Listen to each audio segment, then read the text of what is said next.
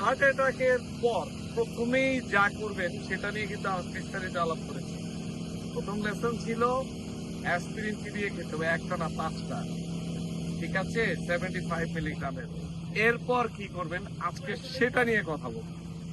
প্রথম কথাই হচ্ছে লক্ষণগুলো আপনারা জানেন।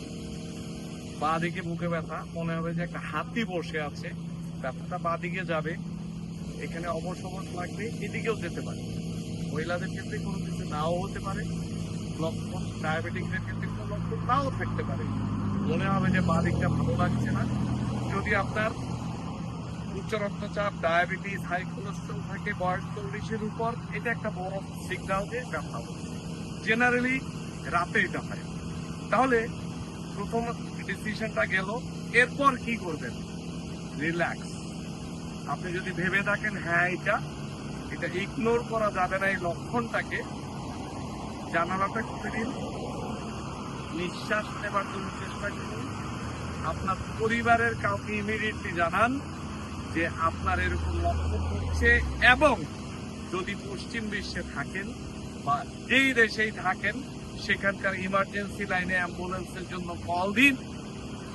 আমেরিকা হলে 911, বাংলাদেশে হলে 999, বা যেখানে আপনার অ্যাম্বুলেন্স পাওয়া যাবে।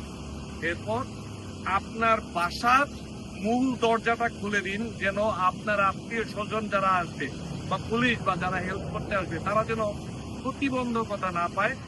এরপর আপনি ফ্লোরে বসে যান, কারণ এরপর হবে হয়তো আপনি আপনার ব্যালেন্স হারিয়ে ফেলবেন, হতে পারে। আপনি তখন যদি হঠাৎ পড়ে যান, মেজর ড্যামেজ হবে শরীর।